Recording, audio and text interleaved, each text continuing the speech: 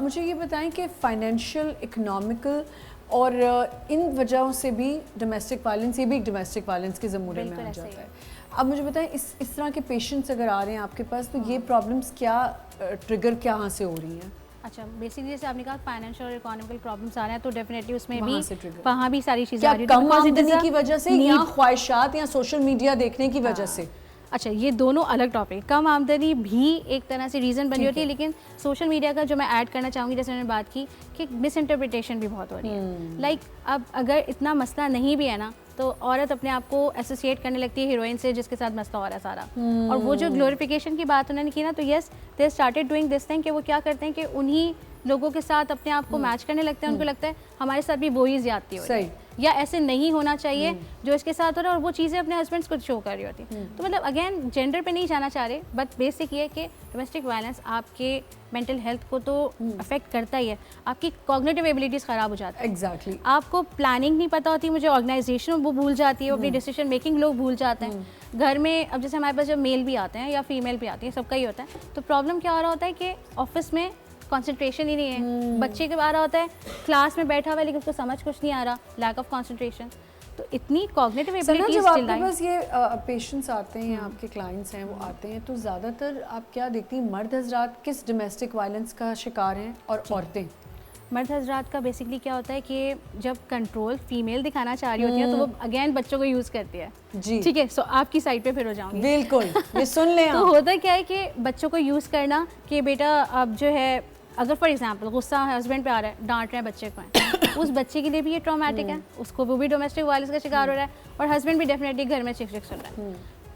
बिल्कुल clear communication is the best solution. आपको problems हैं, आप बताओ, आपकी एक्सपेक्टेशंस हैं, आप बताओ। मैंने तो बिल्कुल ऐसे केसेस देखे जो इन्होंने कहा ना बच्चों के सामने नहीं मारना, ये मेक श्योर करती हैं घर की खवातीन बड़ी कि जैसे ही बाप आएगा इन बच्चों का तो वो बच्चे के साथ कुछ ना कुछ लग जाती हैं कि कोई, या बच्चों को भी समझ आ जाती है कि जब हमारा बाप आएगा हमारी माँ की क्लास लेगा या माँ कुछ बाप को बोलेगी।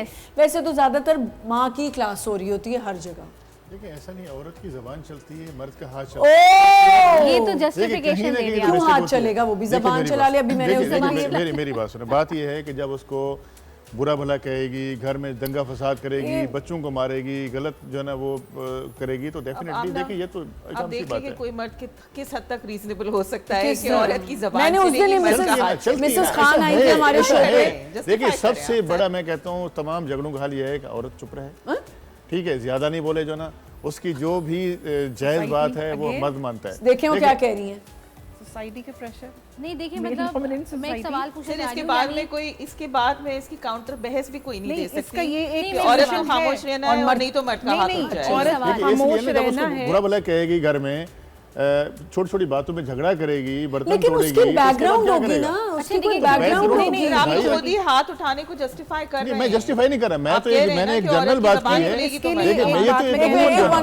तो जब से छोटे से बड़े हम हो गए हैं, हमने ये सुना है, ये बड़ों से भी सुना है, बुजुर्गों से, तो बड़ों ने गलत समझाया। एक बात ये सही कह रहे हैं कि कुछ औरतें ना बिला वजह भी ज़बान चलाती हैं, बैक आंसरिंग करती हैं, लेकिन उसका कोई रीजन मतलब कोई खातून कितना भी बिला वजह ज़बान चला रही हूं, क्या मर्द का हाथ उठना जायज है या नाजायज? मैं कहता हूं गलत है, लेकिन रीजनेबल होते हैं और बाज़ औक़ात ऐसा भी होता है कि ना चाहते हुए भी जो है ना वो करता है, हाथ उठ जाता है। तो आपको लगता है वो प्रोवोक इसी वजह से डोमेस्टिक वायलेंस एक्ट बनाया है। ये जो उन्होंने कहा ना, ना चाहते हुए भी हाथ उठ जाता है, इसी तरह ये होता है कि ना चाहते हुए भी औरत की ज़बान चलती है। ये दोनों तरफ वाइस वर्सा चल रहा है। फिर घूम फिर के एक ही बात आ गई कि औरत की ही फेवर में जा रही है, या जो है ना वो मर्द को घर से बाहर नहीं एक सेकंड, दूसरी तरफ खामोश होकर बैठ जाती है। साहब एक बात सुने ना मेरी, उसमें फिर घूम फिर के देखेंगे ये भी बात औरत की ही फेवर में फॉल करती है कि औरत जबान इसलिए चला रही है कि वो हाथ नहीं चला सकती। एग्जैक्टली। सो बेसिकली वो प्रोवोक करती है या वो लड़ती इसलिए कि मैं अपनी फ्रस्ट्रेशन कहाँ निकालूं। अगर वो सुबह से सुन रही है,